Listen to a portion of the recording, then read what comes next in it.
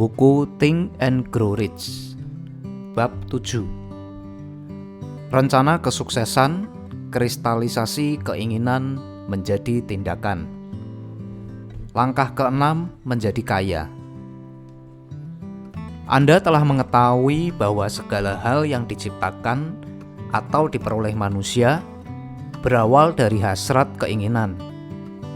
Bahwa hasrat keinginan mengambil bagian perjalanan pertama dari keadaan abstrak menjadi konkret dalam bengkel kerja imajinasi, tempat rencana untuk transisinya diciptakan dan diorganisasi. Dalam bab mengenai keinginan, Anda diberi instruksi untuk mengambil 6 langkah yang pasti dan praktikal sebagai tindakan pertama Anda dalam mengubah keinginan memperoleh uang menjadi padanan moneternya. Salah satu dari 6 langkah ini adalah pembentukan rencana atau banyak rencana yang pasti dan praktis yang akan menjadi sarana perubahan tersebut. Sekarang Anda akan diberi instruksi tentang cara membentuk rencana yang mudah dilakukan. A.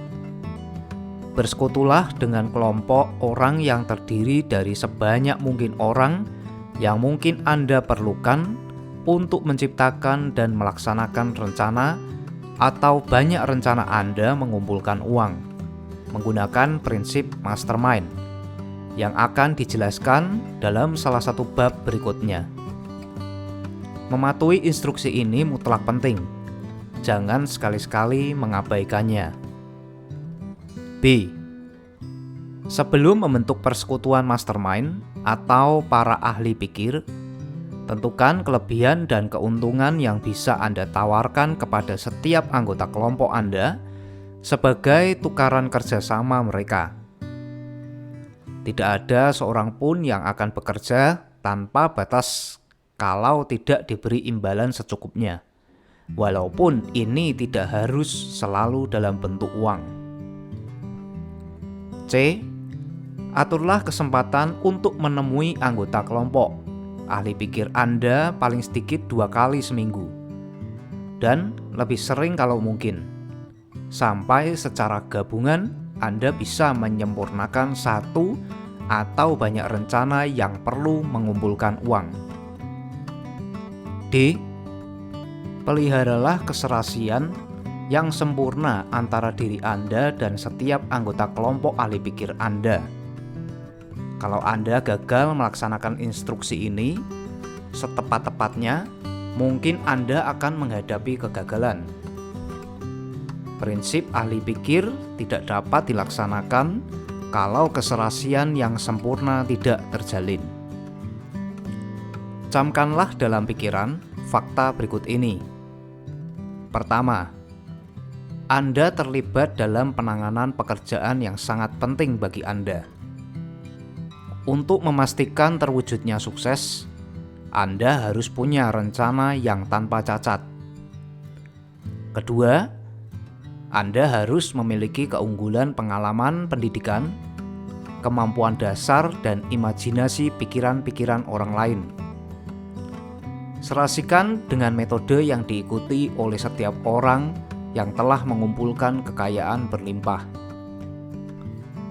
Tidak ada seorang individu pun yang mempunyai cukup pengalaman, pendidikan, kemampuan dasar, dan pengetahuan untuk memastikan pengumpulan kekayaan besar tanpa kerjasama orang lain. Setiap rencana yang Anda ambil dalam upaya mengumpulkan kekayaan harus merupakan gabungan antara Anda sendiri dan setiap anggota kelompok ahli pikir Anda. Anda boleh menciptakan rencana Anda sendiri, baik secara keseluruhan maupun sebagian. Tetapi jangan lupa bahwa rencana itu harus diperiksa dan disetujui oleh anggota aliansi ahli pikir Anda. Jika rencana pertama Anda gagal, coba yang lainnya. Kalau rencana pertama yang Anda ambil tidak berjalan sukses, gantilah dengan rencana yang baru. Kalau rencana baru ini juga tidak jalan, gantilah dengan rencana lain lagi, dan seterusnya, sampai Anda menemukan rencana yang benar-benar berhasil. Tepat disinilah kebanyakan orang menemui kegagalan karena kurangnya kegigihan dalam mencipta rencana baru untuk menggantikan rencana yang gagal. Orang paling pintar di dunia tidak berhasil mengumpulkan uang. Demikian pula dalam hal lainnya, tanpa rencana yang praktis dan bisa dikerjakan. Camkanlah kenyataan itu dalam pikiran, dan jangan lupa, ketika rencana Anda gagal, kekalahan sementara itu bukan kegagalan permanen. Mungkin itu hanya berarti bahwa rencana Anda tidak cukup baik. Buatlah rencana baru. Mulailah lagi dari awal. Kekalahan sementara seharusnya hanya berarti suatu hal, yaitu suatu kepastian bahwa Anda yang tidak beres dengan rencana Anda. Berjuta-juta orang hidup dalam kesengsaraan dan kemiskinan karena mereka tidak punya rencana yang bagus untuk mengumpulkan kekayaan. Prestasi yang Anda capai tidak mungkin lebih besar daripada kekuatan rencana Anda. Tidak ada seorang pun yang bisa dikalahkan, sampai dia menyerah dalam pikirannya sendiri. James J. Hill menemui kekalahan sementara ketika dia mula-mula berusaha mendapatkan modal yang diperlukan untuk membuat jalan kereta api dari timur ke barat. Tetapi dia pun mengubah kekalahan menjadi kemenangan melalui rencana baru. Henry Ford menemui kekalahan sementara, bukan hanya pada awal karirnya sebagai pembuat mobil, tapi setelah dia hampir mencapai puncak. Dia menciptakan rencana-rencana baru dan dengan gagah meraih kemenangan finansial. Kita sudah melihat orang-orang yang mengumpulkan kekayaan, tetapi kita kerap kali hanya melihat kemenangan mereka tanpa memperhatikan kekalahan sementara yang harus mereka atasi sebelum mereka sampai. Tidak ada satupun pengikut falsafah ini yang bisa mengharap untuk mengumpulkan kekayaan tanpa mengalami kekalahan sementara. Kalau kekalahan datang, terimalah sebagai pertanda bahwa rencana Anda tidak cukup baik. Susun ulang rencana Anda dan majulah sekali lagi menuju sasaran yang Anda inginkan. Kalau Anda menyerah sebelum sasaran dicapai, maka Anda seorang yang mudah putus asa. Seorang yang mudah putus asa tidak pernah menang, dan seorang pemenang tidak pernah putus asa. Ambillah kalimat ini, tuliskanlah pada sehelai kertas dengan huruf setinggi 1 inch, dan pasanglah di tempat Anda bisa melihat setiap malam sebelum tidur dan setiap pagi sebelum Anda berangkat kerja. Ketika Anda mulai memilih anggota kelompok ahli pikir Anda, berusahalah memilih mereka yang tidak terlalu menganggap serius sebuah kekalahan. Beberapa orang secara bodoh merasa yakin bahwa hanya uang yang bisa menghasilkan uang. Ini sama sekali tidak benar.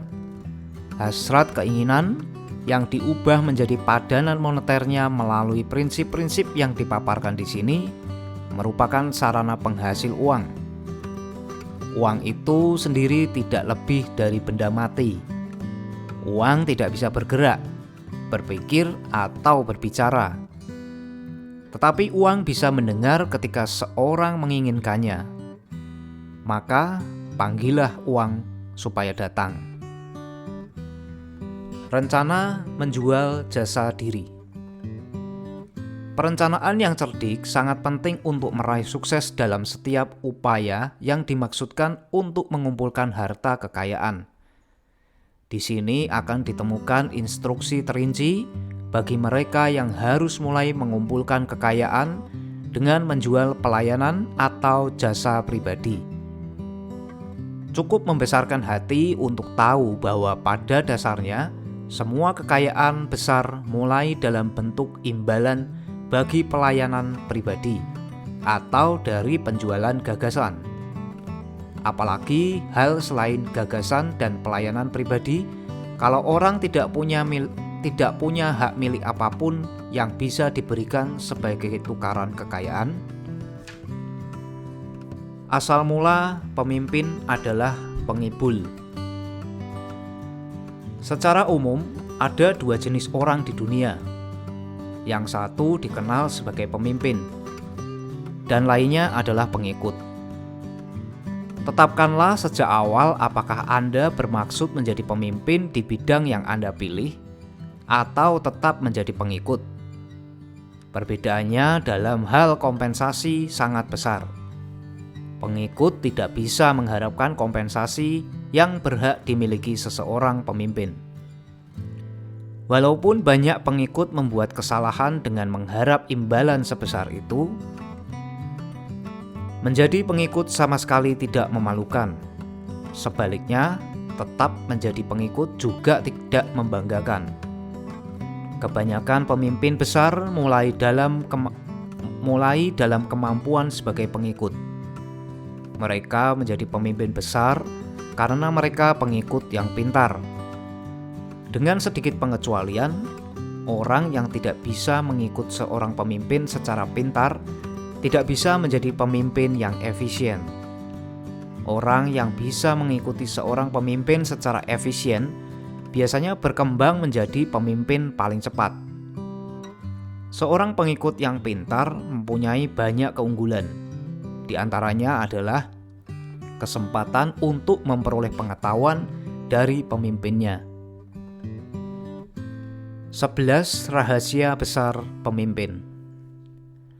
Berikut ini adalah faktor-faktor penting kepemimpinan.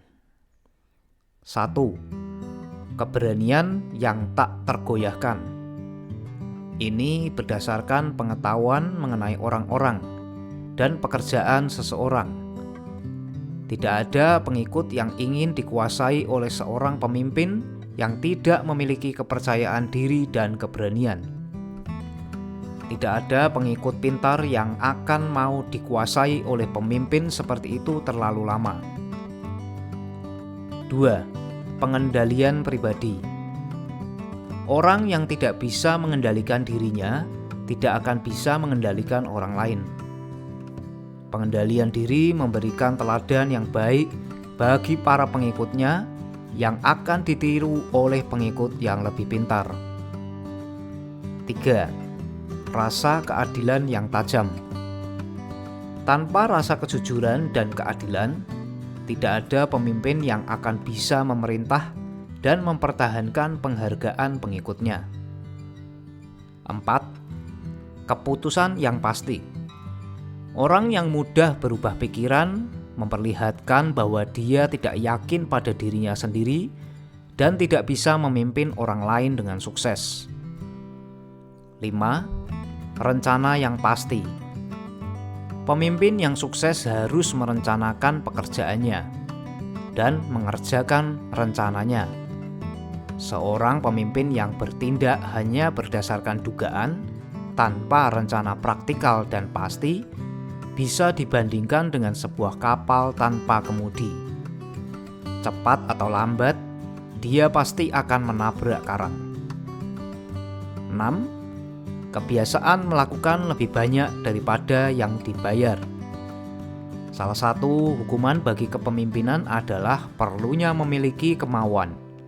Sebagai bagian dari peran pemimpin, untuk melakukan lebih banyak daripada yang disyaratkan bagi para pengikutnya. 7. Kepribadian yang menyenangkan. Tidak ada orang yang lamban dan masa bodoh yang akan bisa menjadi pemimpin yang sukses. Kepemimpinan memerlukan penghargaan. Pengikut tidak akan menghargai seorang pemimpin yang tidak memiliki faktor-faktor penting kepribadian yang menyenangkan. 8. Simpati dan pengertian. Pemimpin yang sukses harus bersimpati dengan para pengikutnya. Lebih-lebih dia harus memahami mereka beserta masalah mereka. 9. Menguasai perincian. Pemimpin yang sukses perlu menguasai perincian kedudukan sebagai pemimpin. 10. Kemampuan memikul tanggung jawab penuh. Pemimpin yang sukses harus mau memikul tanggung jawab atas kesalahan dan kekurangan pengikutnya. Kalau dia mencoba mengalihkan tanggung jawab, dia tidak akan bertahan sebagai pemimpin. Kalau salah seorang pengikutnya membuat kesalahan dan memperlihatkan bahwa dirinya tidak cakap, pemimpin harus mempertimbangkan bahwa dia sendirilah yang gagal. 11. Kerjasama. Pemimpin yang sukses harus memahami dan menerapkan prinsip upaya kerjasama dan bisa mempengaruhi pengikutnya untuk melakukan hal yang sama.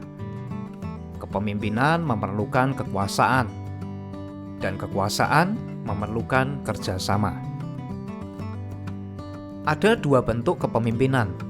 Yang pertama dan yang jauh lebih efektif adalah kepemimpinan berdasarkan perkenanan dan dengan simpati para pengikutnya.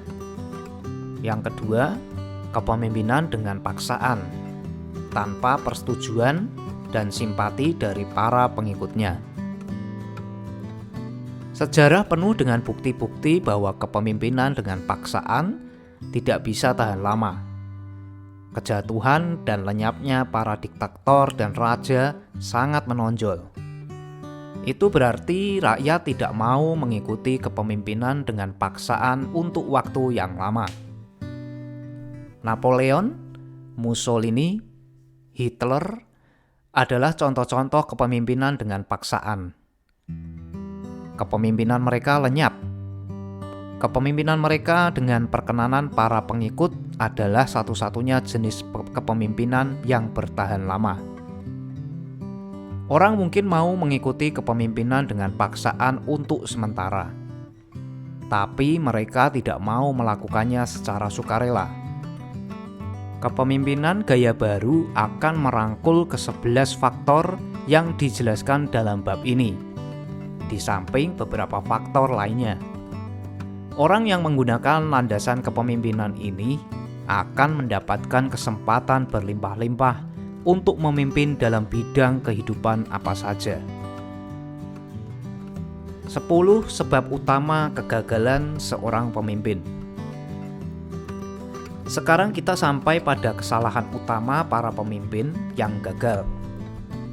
Sebab mengetahui apa yang tidak boleh dilakukan sama pentingnya dengan mengetahui apa yang harus dilakukan. 1. Ketidakmampuan menyusun perincian. Kepemimpinan yang efisien memerlukan kemampuan untuk mengorganisasi dan menguasai perincian. Tidak ada pemimpin sejati yang pernah terlalu sibuk untuk melakukan apa saja yang mungkin perlu dilakukan dalam kapasitasnya sebagai pemimpin. Kalau seseorang, entah seorang pemimpin atau seorang pengikut, mengakui bahwa dia terlalu sibuk untuk mengubah rencananya atau memberi perhatian kepada suatu keadaan darurat, maka dia mengakui bahwa dirinya tidak efisien. Pemimpin yang sukses harus menguasai semua perincian yang berhubungan dengan posisinya. Itu berarti tentu saja mengharuskan dia memiliki kebiasaan mewakilkan perincian kepada para asisten yang cakap. 2. Keengganan memberikan pelayanan yang dipandang rendah. Pemimpin besar yang sejati bersedia, saat terpaksa, melakukan jenis pekerjaan apa saja yang mungkin mereka minta untuk dilakukan orang lain. Yang terbesar di antara kamu akan menjadi pelayan semua orang. Merupakan kebenaran yang diperhatikan dan dihormati oleh semua pemimpin yang cakap. 3. Mengharapkan upah dari apa yang mereka ketahui, bukan apa yang mereka lakukan berdasarkan yang mereka ketahui. Dunia tidak membayar orang untuk hal yang mereka ketahui. Dunia membayar mereka untuk apa yang mereka lakukan atau yang mereka ingin agar dilakukan orang lain. 4. Takut bersaing dengan pengikut. Pemimpin yang merasa terancam jika salah seorang pengikutnya akan merebut posisinya, cepat atau lambat ketakutannya akan menjadi kenyataan. Pemimpin yang kompeten akan melatih pengikutnya supaya bisa mendelegasikan pekerjaan kepada mereka, dan juga suatu perincian dari posisinya. Hanya dengan cara itu saja seorang pemimpin bisa melipat gandakan dirinya dan mempersiapkan dirinya untuk berada di banyak tempat, dan memberikan perhatian kepada banyak hal pada satu saat sekaligus. Merupakan kebenaran abadi bahwa orang menerima upah lebih besar untuk kemampuan mereka membuat orang lain melakukan pekerjaan daripada yang mungkin bisa mereka terima dengan melakukan pekerjaan sendiri. Seorang pemimpin yang efisien, melalui pengetahuan tentang pekerjaannya dan magnetisme kepribadiannya, bisa sangat meningkatkan efisiensi orang lain dan membuat mereka bisa memberikan lebih banyak pelayanan dan lebih daripada yang bisa mereka berikan tanpa bantuannya. 5. Kurang imajinasi. Tanpa imajinasi, pemimpin tidak mampu mengatasi keadaan darurat serta menciptakan rencana untuk membimbing para pengikutnya secara efisien. 6. Mementingkan diri sendiri. Pemimpin yang mencaplok semua penghargaan bagi dirinya sendiri untuk semua pekerjaan yang dilakukan pengikutnya pasti akan menjadi sasaran kebencian. Pemimpin besar sejati tidak pernah merebut penghargaan milik orang lain. Dia sudah puas melihat penghargaan. Kalau memang ada, diberikan kepada para pengikutnya, karena dia tahu kebanyakan orang akan bekerja lebih keras untuk mendapatkan pujian dan pengakuan daripada yang mereka lakukan untuk semata-mata mendapat uang. 7. Tidak sederhana. Pengikut tidak menghargai seorang pemimpin yang tidak memiliki kesederhanaan. Lebih-lebih ketidaksederhanaan dalam bentuknya merusak ketahanan dan vitalitas semua orang yang menganutnya. 8. Tidak loyal. Barangkali seharusnya ini dicantumkan pada puncak daftar. Pemimpin yang tidak loyal atau tidak setia kepada orang kepercayaannya, kepada rekan-rekannya dan mereka yang berada di atasnya maupun di bawahnya, tidak akan lama bisa mempertahankan kepemimpinannya.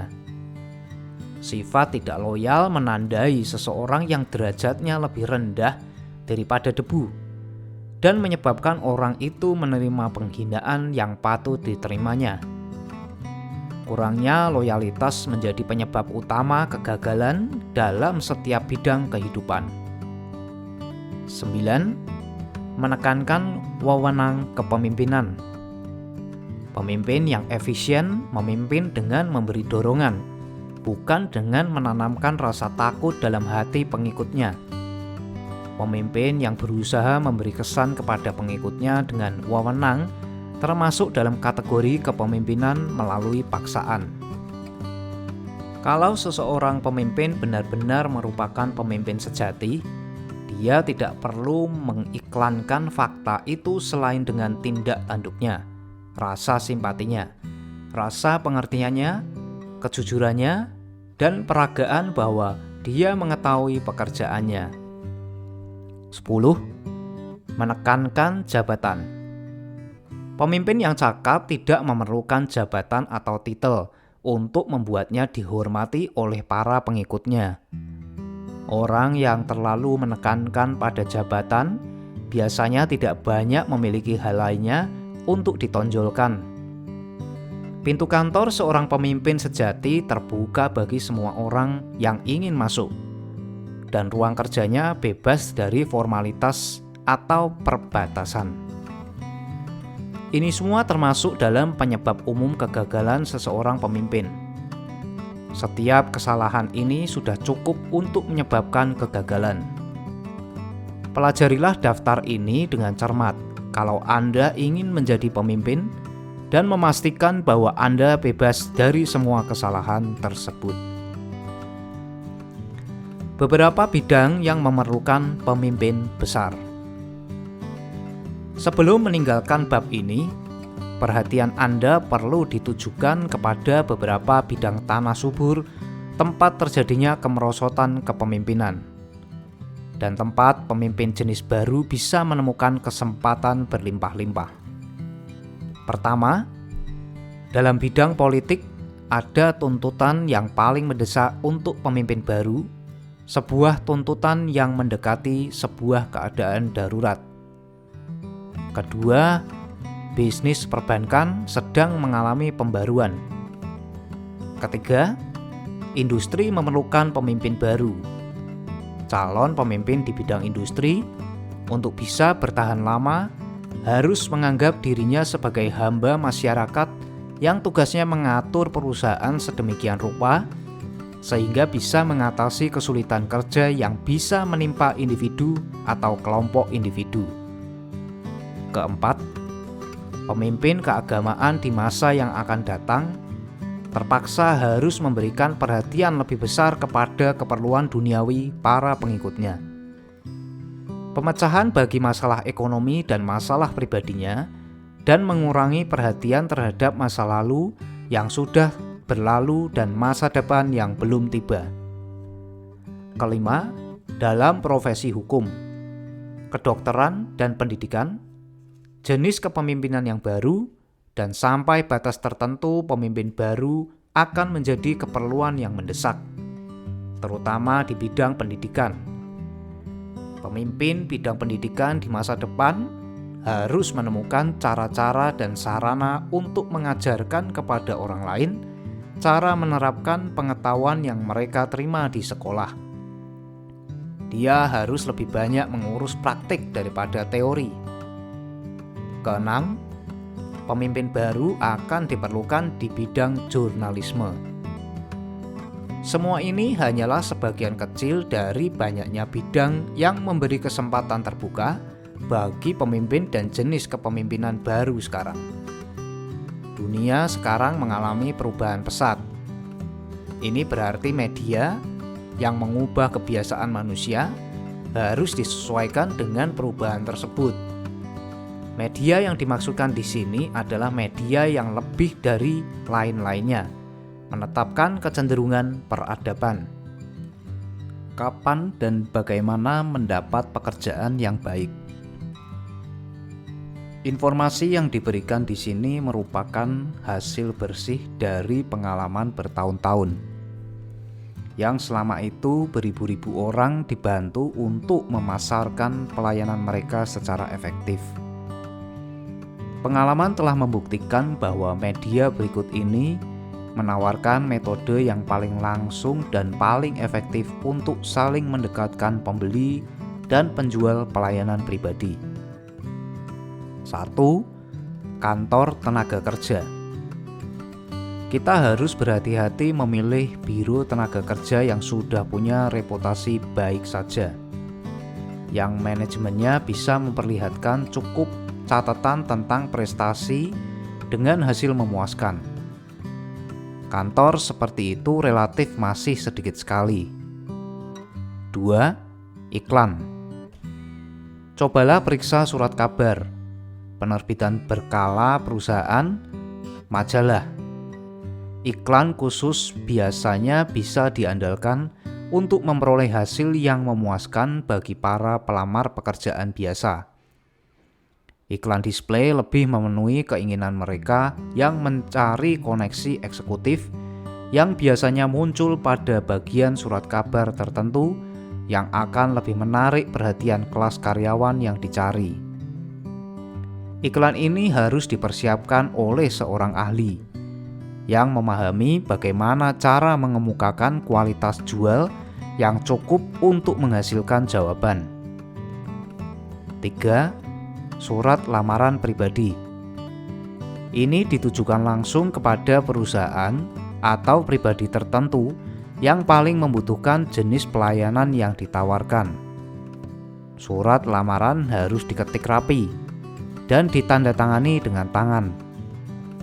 Bersama surat lamaran harus disertakan garis besar kualifikasi singkat si pelamar secara lengkap.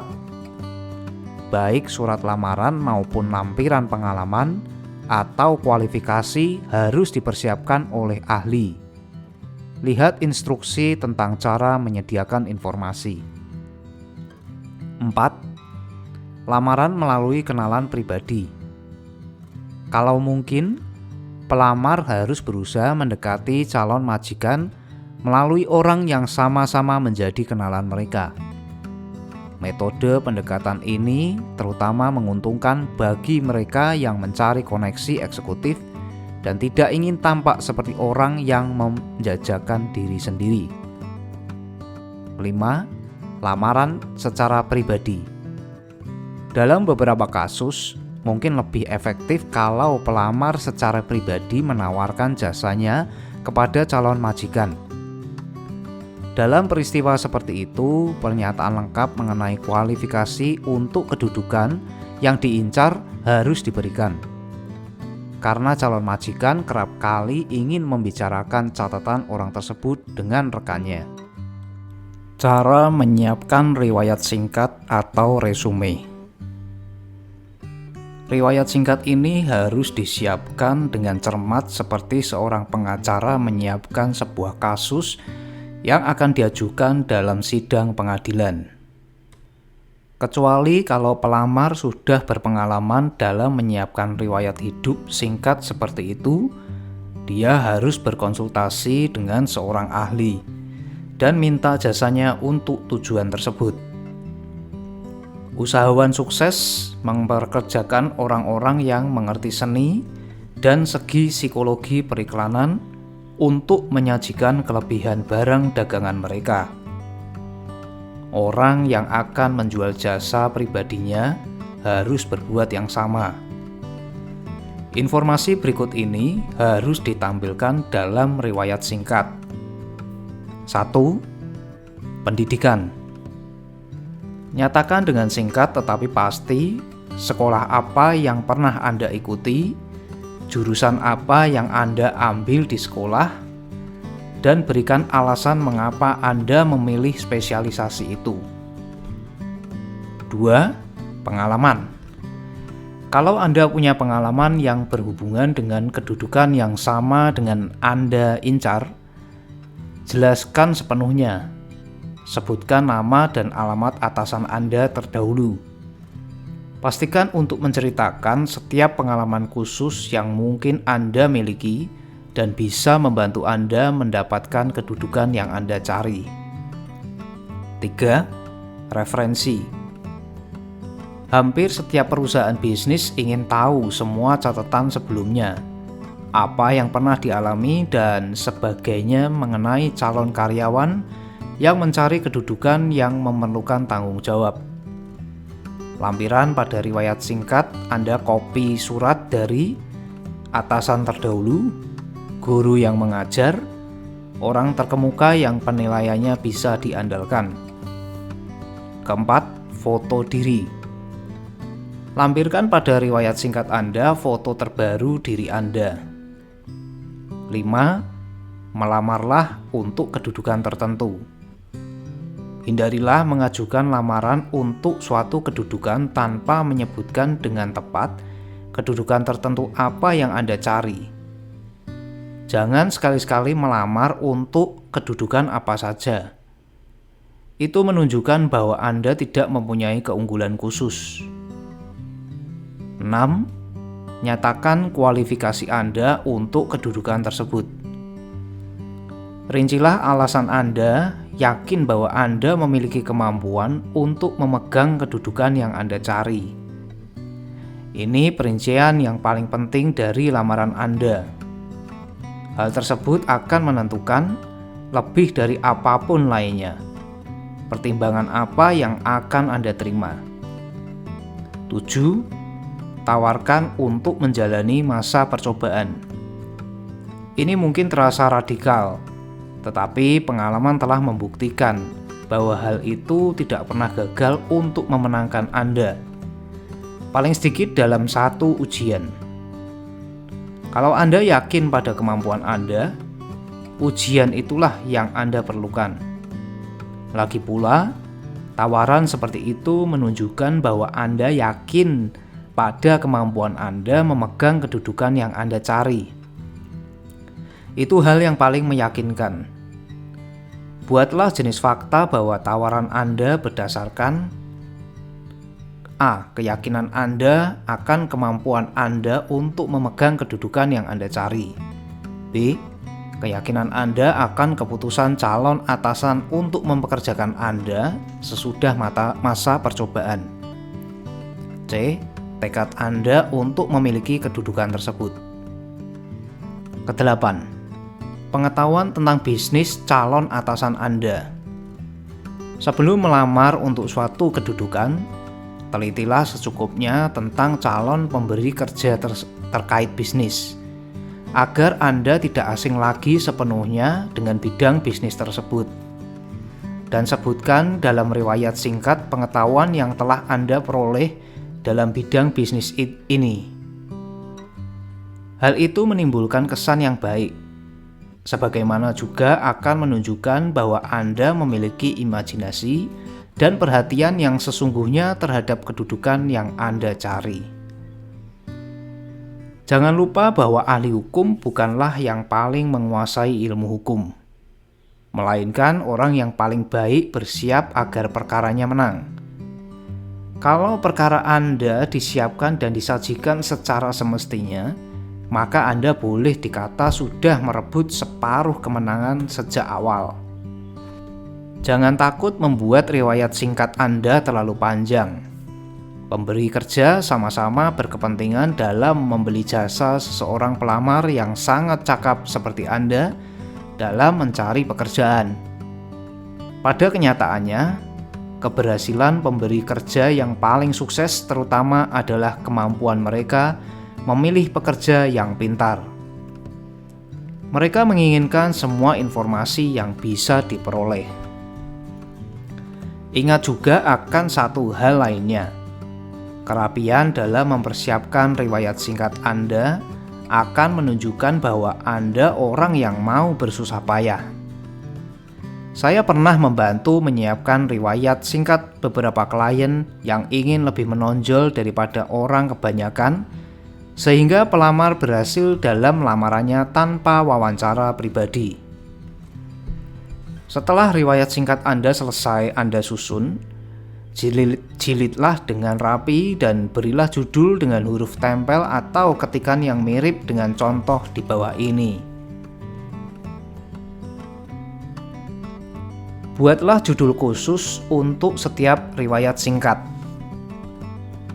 Sentuhan pribadi ini pasti akan menarik perhatian. Usahakan agar riwayat singkat Anda diketik atau distensil dengan rapi di atas kertas paling bagus yang bisa Anda temukan. Dan jilidlah dengan sampul kertas tebal. Foto Anda harus direkatkan pada salah satu halaman. Ikutilah semua instruksi ini setepat-tepatnya. Dan tingkatkanlah setiap kali imajinasi Anda menyarankan sesuatu. Wiraniaga yang sukses membentuk diri mereka dengan cermat. Mereka menyadari bahwa kesan pertama tidak mudah dilupakan. Riwayat singkat Anda merupakan tenaga penjual Anda. Berilah setelan pakaian yang bagus, supaya akan menonjol secara kontras terhadap apapun yang akan dilihat calon atasan Anda dalam lamaran untuk suatu kedudukan. Kalau kedudukan yang Anda cari layak diperjuangkan, maka semua jerih lelah Anda tidak akan sia-sia. Lebih-lebih kalau Anda menjual diri Anda kepada seorang pemberi kerja dengan cara yang mengesankan dirinya dengan kepribadian Anda. Maka sejak awal mungkin Anda akan mendapatkan uang lebih banyak untuk jasa Anda daripada yang akan Anda dapatkan kalau mengajukan lamaran dengan cara konvensional. Kalau Anda mengajukan lamaran melalui agen periklanan, atau Dinas Tenaga Kerja, usahakan agar perantara ini menggunakan beberapa kopi riwayat singkat Anda dalam memasarkan jasa Anda. Ini akan membantu Anda membuat pilihan, baik dengan agen maupun dengan calon atasan. Mendapatkan pekerjaan idaman. Setiap orang suka melakukan pekerjaan yang paling sesuai dengan dirinya. Seorang seniman suka bekerja dengan cat, seorang pengrajin dengan tangannya, seorang pengarang suka menulis. Mereka kurang memiliki bakat spesifikasi bisa memilih bidang bisnis dan industri tertentu. Sebuah negara yang teratur tatanannya bisa menawarkan macam-macam pekerjaan yang sangat bervariasi. Mengolah tanah, membuat barang-barang di pabrik, memasarkan, dan banyak bidang profesi lainnya. Pertama, pastikan secara tepat jenis pekerjaan yang Anda inginkan. Kalau pekerjaan itu belum ada, mungkin Anda bisa menciptakan sendiri. Kedua, pilihlah perusahaan atau individu yang Anda inginkan sebagai tempat kerja Anda. Ketiga, selidiki calon atasan Anda dalam hal kebijaksanaan, personel, dan peluang untuk mendapatkan kemajuan. Keempat, dengan menganalisis diri Anda sendiri, bakat dan kemampuan Anda, tetapkan apa yang bisa Anda tawarkan, serta rencanakan cara dan sarana untuk memberikan keuntungan, pelayanan, perkembangan, dan gagasan yang Anda yakini bisa sukses Anda berikan. Kelima, lupakanlah pekerjaan. Lupakanlah ada atau tidak adanya lowongan. Lupakan hal rutin, apakah Anda punya pekerjaan untuk saya? Pusatkan pikiran pada apa yang bisa Anda berikan. Keenam, begitu Anda memikirkan rencana, bekerja samalah dengan seorang penulis berpengalaman untuk mencatatnya secara tertulis dalam bentuk yang rapi dan penuh perincian detail. Ketujuh, sampaikanlah rencana tertulis Anda kepada orang yang memiliki wewenang yang tepat dan dia akan melakukan sisanya. Setiap perusahaan mencari orang yang bisa memberikan sesuatu yang berharga, apakah itu gagasan, jasa, atau koneksi. Setiap perusahaan punya tempat bagi orang yang punya rencana tindakan yang pasti demi kemajuan perusahaannya. Rangkaian prosedur ini bisa makan waktu beberapa hari atau beberapa minggu waktu senggang.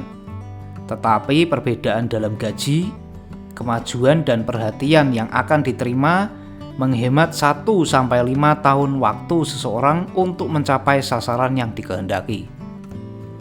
Setiap orang yang memulai atau masuk separuh jalan naik tangga berhasil melakukan hal itu dengan perencanaan yang dilakukan dengan sengaja dan cermat. Cara baru memasarkan jasa Anda. Setiap orang yang memasarkan jasa mereka dengan sebaik-baiknya di masa mendatang harus mengakui perubahan yang terjadi dalam hubungan antara pemberi kerja dan karyawan. Hubungan di masa depan pemberi kerja dan para karyawannya akan lebih bersifat hubungan antara mitra yang terdiri dari pemberi kerja, karyawan, publik yang mereka layani. Cara baru dalam memasarkan jasa pribadi ini disebut baru karena berbagai alasan. Pertama, baik atasan maupun karyawan di masa depan akan dipandang sebagai sesama karyawan yang tugasnya melayani publik secara efisien. Dulu pemberi kerja dan karyawan saling melakukan barter, mengajukan penawaran yang sebaik-baiknya antara yang satu dan lainnya, sama sekali tidak mempertimbangkan bahwa dalam analisis terakhir, pada kenyataan mereka tawar-menawar dengan merugikan pihak ketiga, yaitu publik yang mereka layani. Kita semua masih bisa mengingat-ingat masa ketika pemeriksa meteran gas menggedor pintu begitu keras sampai bisa merusak panelnya. Setelah pintu dibuka, dia masuk tanpa dipersilahkan. dengan muka berkerut yang dengan jelas mengatakan, "Sialan, kenapa kau biarkan aku menunggu?" Kini semua itu sudah berubah. Pemeriksa meteran sekarang berperilaku sebagaimana layaknya orang baik-baik yang senang sekali melayani Anda, Pak. Sebelum perusahaan gas menyadari bahwa petugas pencatat meteran yang tidak ramah merugikan perusahaannya, penjual minyak bakar yang sopan datang dan merebut pasaran. Dalam era depresi di Amerika, saya melewatkan waktu beberapa bulan di daerah batubara di Pennsylvania, mempelajari kondisi yang menghancurkan industri batubara. Operator batubara dan para karyawannya saling mengajukan penawaran yang berat, menambah biaya tawar-menawar ke harga batubara, sampai akhirnya mereka menyadari bahwa mereka membangun bisnis yang bagus sekali bagi penghasil bahan bakar minyak dan produsen minyak mentah. Penggambaran ini menarik perhatian mereka yang punya jasa pribadi untuk memasarkan, untuk memperlihatkan jati diri kita yang sesungguhnya. Dan apa diri kita? Karena tingkah laku kita sendiri. Kalau ada prinsip sebab dan akibat yang mengontrol bisnis, keuangan dan transportasi, prinsip yang sama itu jugalah yang mengontrol tiap individu dan menetapkan status ekonomi mereka. Apa tingkat kualifikasi Anda? Penyebab sukses dalam memasarkan jasa secara efektif dan permanen sudah diberikan dengan jelas. Tanpa mempelajari, menganalisis, memahami, dan menerapkan semua penyebab itu, tidak ada seorang pun yang bisa memasarkan jasanya dengan efektif dan permanen. Setiap orang harus menjadi penjual jasa pribadi sendiri. Kualitas dan kuantitas jasa yang diberikan dan semangat dalam memberikannya sampai batas yang sangat luas, menetapkan harga dan lamanya masa kontraknya sebagai karyawan. Untuk bisa efektif memasarkan jasa, yang berarti pemasaran permanen dengan harga yang memuaskan di bawah kondisi yang menyenangkan, orang harus mengambil dan mengikuti rumus KKS, yang berarti bahwa kualitas ditambah kuantitas dan semangat bekerja yang semestinya sama dengan kemampuan menjual pelayanan yang sempurna. Jangan lupakan rumus KKS, tetapi lakukanlah lebih banyak. Terapkanlah itu sebagai kebiasaan. Marilah kita analisis rumus tersebut untuk memastikan bahwa kita memahami artinya secara tepat. 1. Kualitas. Kualitas pelayanan harus dibangun untuk mengukur kinerja setiap perincian terkait kedudukan Anda dalam cara yang sedapat mungkin paling efisien, dengan selalu memikirkan tujuan efisiensi yang lebih besar. 2. Kuantitas. Kuantitas pelayanan akan dipahami sebagai hal yang berarti kebiasaan memberikan pelayanan yang bisa Anda lakukan kapan saja untuk meningkatkan jumlah pelayanan yang diberikan sementara keterampilan lebih besar dikembangkan melalui praktik dan pengalaman. Penekanan sekali lagi ditempatkan pada kata kebiasaan. 3. Semangat. Semangat pelayanan harus berarti kebiasaan memilih perilaku yang disetujui orang dan harmonis, yang akan menarik kerjasama dari rekan dan sesama karyawan. Kualitas dan kuantitas yang memadai belum cukup untuk menjaga pemasaran permanen bagi pelayanan Anda. Perilaku atau semangat dalam memberikan pelayanan merupakan faktor penentu yang kuat terkait dengan harga yang Anda terima maupun lamanya waktu kontrak sebagai karyawan.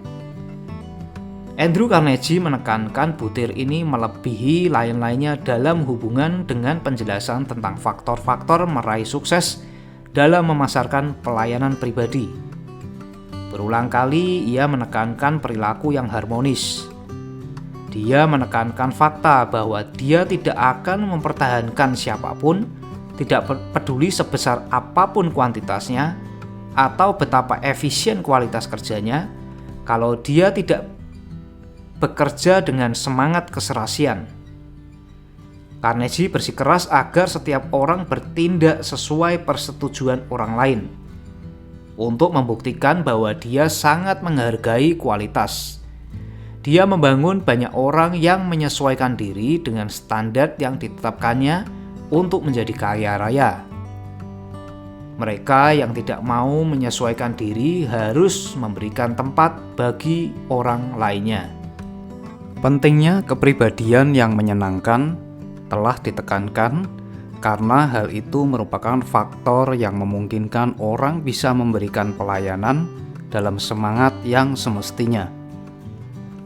Kalau orang mempunyai kepribadian yang menyenangkan dan memberikan pelayanan dalam semangat keserasian, aset ini kerap kali bisa menutup kekurangan kualitas dan kuantitas pelayanan.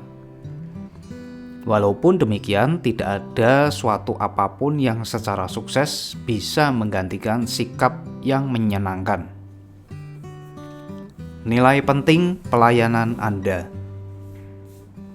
Orang yang penghasilannya diperoleh semata-mata dari menjual jasa pribadi, selaku saudagar derajatnya tidak lebih rendah daripada orang yang menjual komoditas.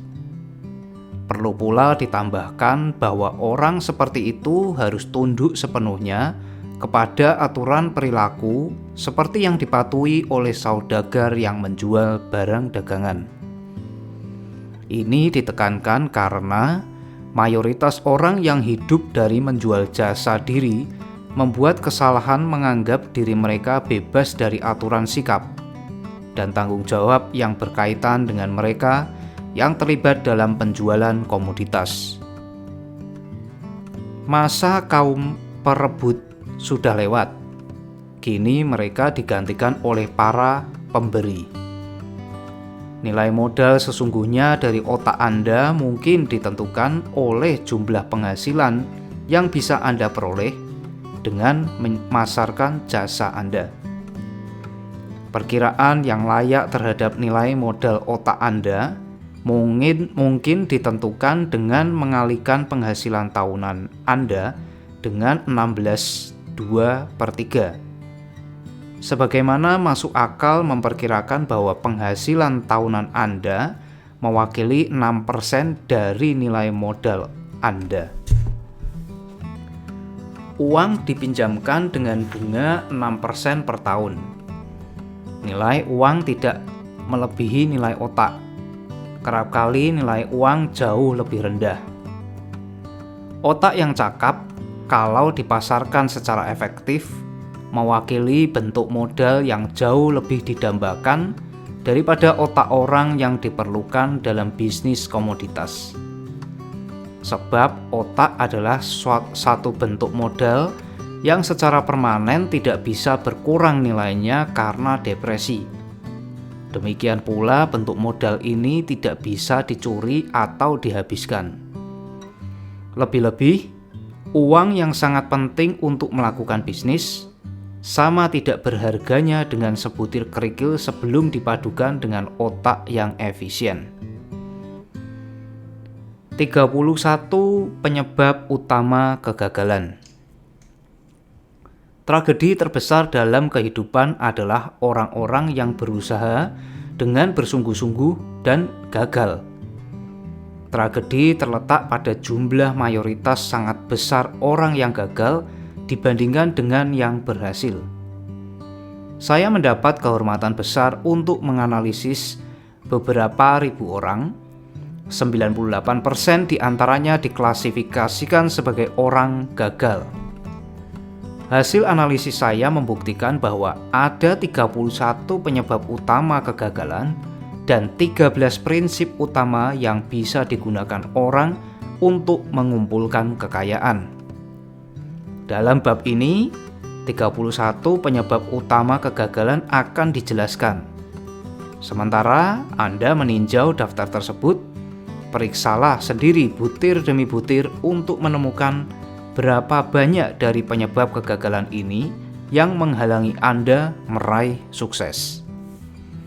1. latar belakang keturunan yang tidak memungkinkan. Hanya sedikit sekali kalau memang ada yang bisa dilakukan untuk orang-orang yang lahir dengan cacat pada kekuatan otaknya. Falsafah ini menawarkan hanya satu metode untuk menjembatani kelemahan tersebut, melalui bantuan kelompok ahli pikir.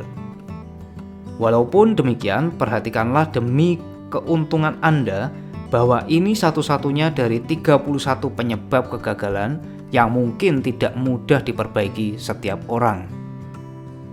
2. Kurangnya tujuan hidup yang ditetapkan dengan baik.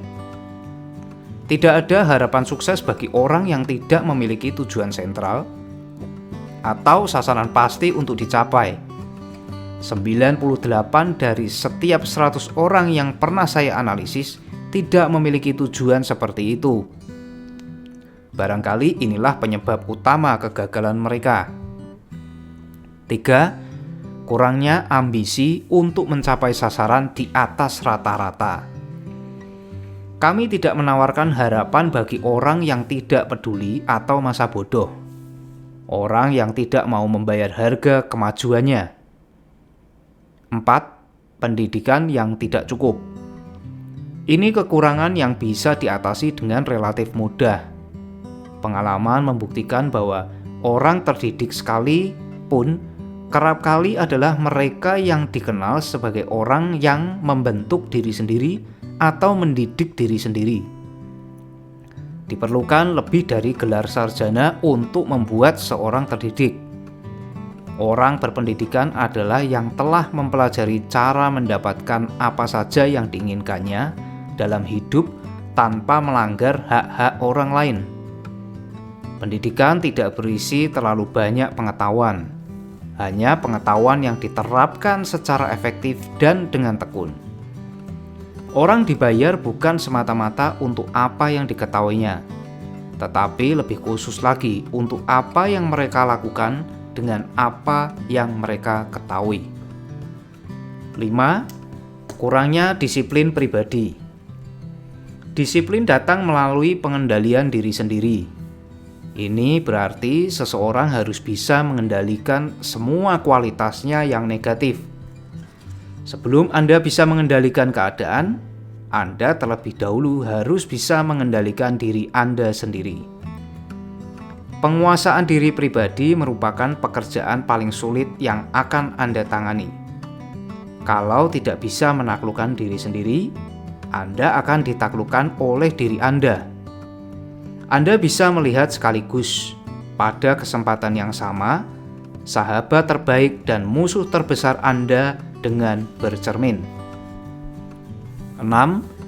Kesehatan yang buruk. Tidak ada orang yang akan bisa menikmati sukses yang menonjol tanpa kesehatan yang baik. Banyak penyebab kesehatan buruk karena kurangnya penguasaan dan pengendalian diri sendiri. Hal itu terutama adalah A. Terlalu banyak makan makanan yang merugikan kesehatan. B. Kebiasaan pemikiran yang salah menanggapi hal-hal negatif. C. Terlalu banyak memanjakan diri dan melakukan penyimpangan seksual. D. Kurangnya latihan olahraga yang semestinya. E. Kurangnya persediaan udara segar karena cara bernafas yang kurang benar. 7. Pengaruh lingkungan yang tidak menguntungkan di masa kanak-kanak. Kalau pohonnya condong, rantingnya pun menekuk. Kebanyakan orang yang mempunyai kecenderungan sebagai penjahat mendapatkannya dari lingkungan yang buruk dan pergaulan yang kurang baik di masa kanak-kanak. 8. Suka menunda-nunda. Ini salah satu penyebab kegagalan yang paling lazim. Kebiasaan suka menunda-nunda membayangi setiap manusia. Menunggu kesempatan untuk merusak peluang kesuksesan seseorang. Kebanyakan dari kita hidup sebagai orang gagal karena kita menunggu saat tepat untuk melakukan hal yang benar, untuk memulai sesuatu yang berharga. Jangan menunggu. Tidak pernah ada saat yang tepat untuk berbuat begitu. Mulailah sekarang juga, dan bekerjalah dengan alat apa saja yang mungkin sekarang sudah Anda miliki, dan alat yang lebih baik akan ditemukan sambil jalan. 9. Kurang ketekunan. Kebanyakan dari kita biasanya mampu mengawali sesuatu dengan baik, tetapi tidak mampu menyelesaikan segala hal yang kita mulai. Lebih-lebih, orang biasanya mudah menyerah pada tanda-tanda pertama kekalahan. Tidak ada pengganti untuk ketekunan. Orang yang memegang teguh ketekunan akan mendapati bahwa kegagalan lama akhirnya kelelahan dan pergi. Kegagalan tidak bisa mengalahkan ketekunan. 10. Kepribadian negatif. Tidak ada harapan sukses bagi siapa saja yang menjauhkan orang lain melalui kepribadian negatif. Sukses datang melalui penerapan kekuasaan, dan kekuasaan dicapai melalui upaya kerjasama dari orang lain. Kepribadian negatif tidak bisa menarik kerjasama. 11. Kurangnya dorongan seksual yang terkendali. Energi seksual adalah yang terkuat di antara semua rangsangan yang menggerakkan orang untuk bertindak. Karena itu merupakan emosi yang paling kuat. Dorongan seksual harus dikendalikan melalui transmutasi dan diubah menjadi saluran lainnya. 12. Keinginan tak terkendali untuk mendapat sesuatu tanpa mau mengorbankan apapun. Insting berjudi mendorong jutaan orang menuju kegagalan. Bukti tentang hal ini bisa ditemukan dalam penelitian tentang jatuhnya Wall Street pada tahun 1929. Ketika berjuta-juta orang berusaha mengeruk keuntungan sebanyak-banyaknya dengan berjudi dalam transaksi saham. 19. Kurangnya kekuatan mengambil keputusan yang pasti. Orang sukses mencapai keputusan dengan seketika dan mengubahnya. Kalau memang harus diubah, perlahan-lahan sekali. Orang yang gagal biasanya mencapai keputusan kalau memang bisa mencapai perlahan-lahan sekali dan mengubahnya dengan cepat dan sering. Kebimbangan dan kebiasaan menunda-nunda merupakan saudara kembar. Kalau yang satu ditemukan, biasanya yang lain juga berada tidak jauh dari situ. Bunuhlah pasangan ini sebelum mereka membelenggu Anda di pusaran kegagalan. 14. Satu atau lebih dari 6 ketakutan dasar. Semua rasa takut ini sudah dianalisis bagi Anda dalam bab terdahulu. Dan rasa takut ini harus dikuasai sebelum Anda bisa memasarkan jasa Anda secara efektif. 15. Pilihan teman hidup yang keliru. Ini penyebab kegagalan paling umum. Hubungan perkawinan mendatangkan kontak yang sangat intim. Jika hubungan ini tak serasi, biasanya kegagalan akan menyusul. Lebih-lebih, ini merupakan bentuk kegagalan yang ditandai oleh kesengsaraan dan ketidakbahagiaan, menghancurkan semua ambisi. 16. Terlalu berhati-hati. Orang yang tidak berani mengambil resiko biasanya terpaksa menerima apa yang tersisa setelah semua orang memilih. Terlalu berhati-hati sama buruknya dengan kurang berhati-hati. Keduanya merupakan keadaan ekstrim yang harus dihindari. Kehidupan ini sendiri penuh dengan unsur resiko. 17. Pilihan rekan bisnis yang keliru. Ini salah satu penyebab kegagalan yang paling lazim dalam bisnis. Dalam memasarkan jasa pribadi, orang harus berhati-hati sekali memilih atasan yang akan menjadi inspirasi, yang juga harus cerdas dan sukses. Kita akan meniru mereka yang berhubungan dekat dengan kita. Pilihlah pemberi kerja yang layak diteladani. 18. Percaya kepada tahayul dan berprasangka. Percaya kepada tahayul merupakan satu bentuk rasa takut. Itu juga menandakan kebodohan. Orang yang sukses tetap membuka pikirannya dan tidak takut kepada apapun. 19. Pilihan kejuruan yang keliru. Tidak ada orang yang akan bisa sukses di bidang usaha yang tidak disukai. Langkah terpenting dalam memasarkan jasa pribadi adalah memilih bidang pekerjaan yang akan Anda tekuni dengan sepenuh hati. 20. Kurangnya konsentrasi terhadap usaha. Orang yang serba bisa biasanya tidak pernah menguasai sesuatu dengan baik. Pusatkan semua usaha Anda pada satu tujuan utama yang pasti. 21. Kebiasaan terlalu boros. Orang yang terlalu boros tidak bisa sukses, terutama karena dia selalu merasa takut kepada kemiskinan. Bentuklah kebiasaan suka menabung secara sistematis dengan menyisihkan persentase tertentu dari penghasilan Anda. Uang di bank memberi seseorang landasan keberanian yang sangat aman ketika melakukan tawar-menawar untuk menjual jasa pribadinya. Tanpa uang, orang terpaksa menerima apa yang ditawarkan dan gembira menerimanya.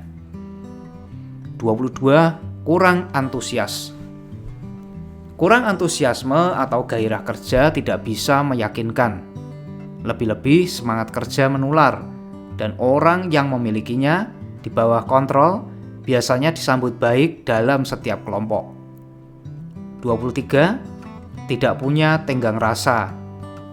Orang yang pikirannya tertutup terhadap suatu hal jarang bisa maju. Tidak memiliki toleransi atau tenggang rasa berarti berhenti memperoleh pengetahuan. Bentuk paling merusak dari sikap tidak toleran adalah yang berhubungan dengan perbedaan pandangan agama, ras, dan politik. 24. Tidak sederhana. Bentuk yang paling merusak dari sikap tidak bersahaja atau ketidaksederhanaan berhubungan dengan makan, minuman keras, dan kegiatan seksual. Terlalu memanjakan diri dalam salah satu hal tersebut sangat fatal akibatnya bagi sukses. 25. Ketidakmampuan bekerja sama dengan orang lain.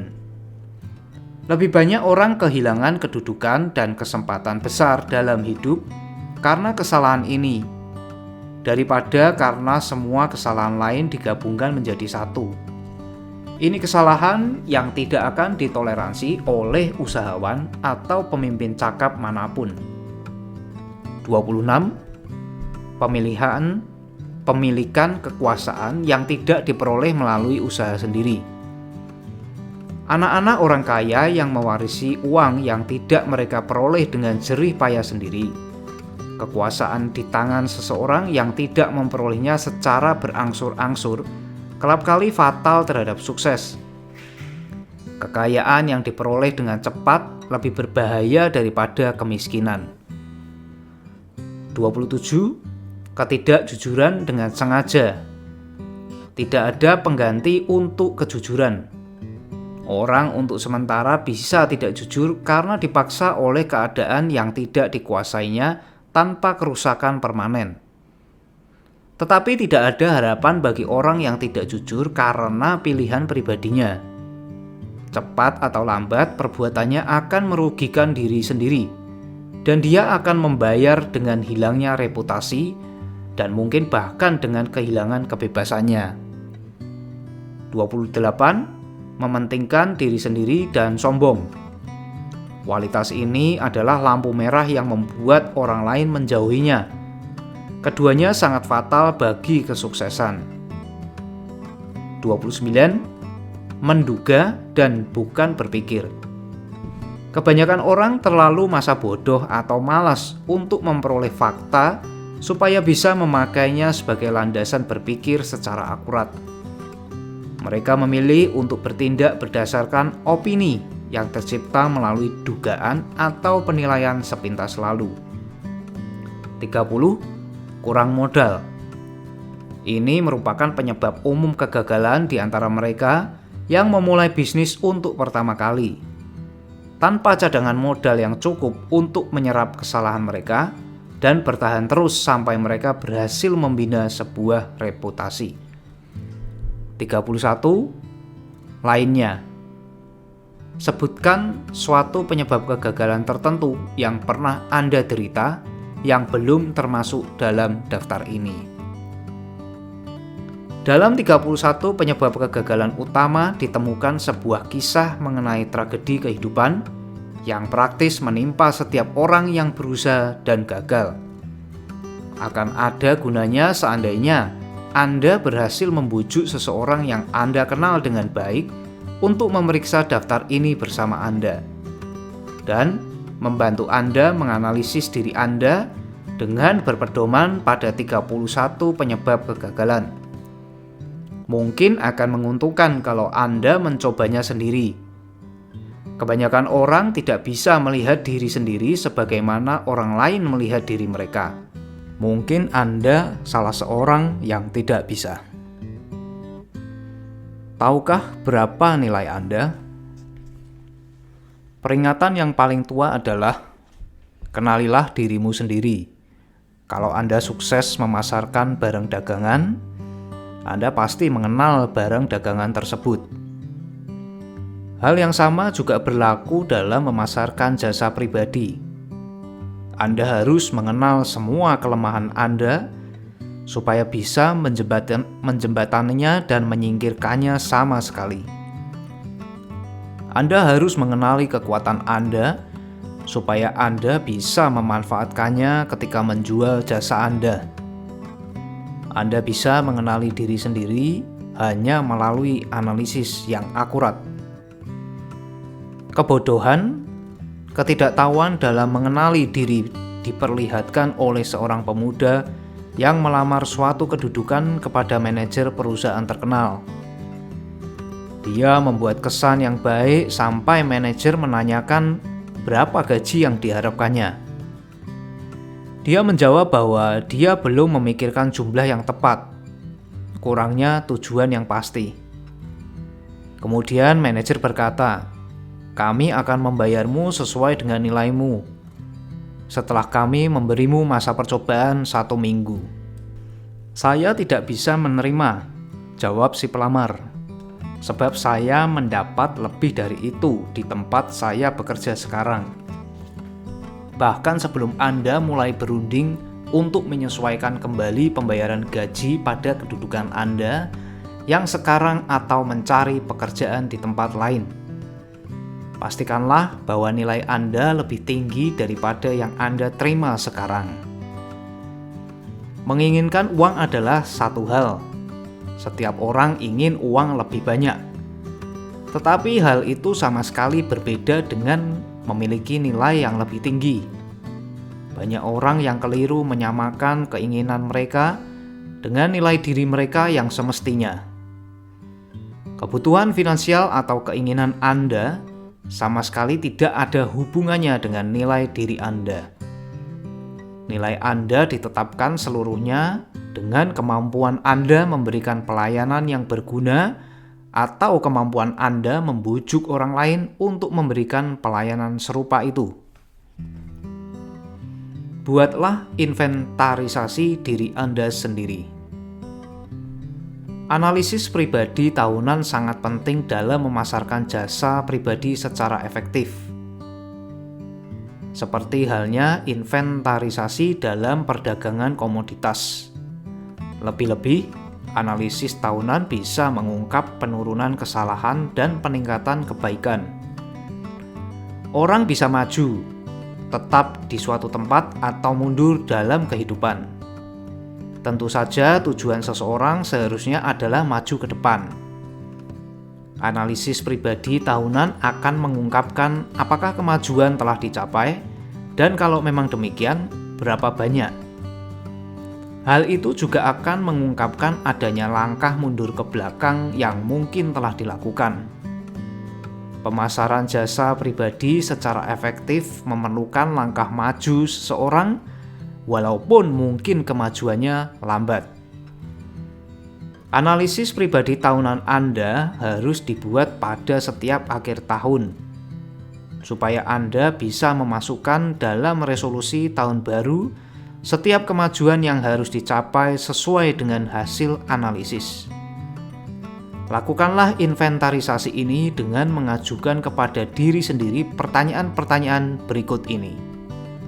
Dengan memeriksa jawaban Anda, dibantu oleh seseorang yang tidak akan membiarkan Anda menipu diri sendiri, Anda akan memperoleh ketepatan yang akurat.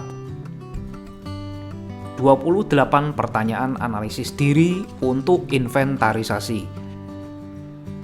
1. Apakah saya telah mencapai sasaran yang saya tetapkan sebagai tujuan tahun ini?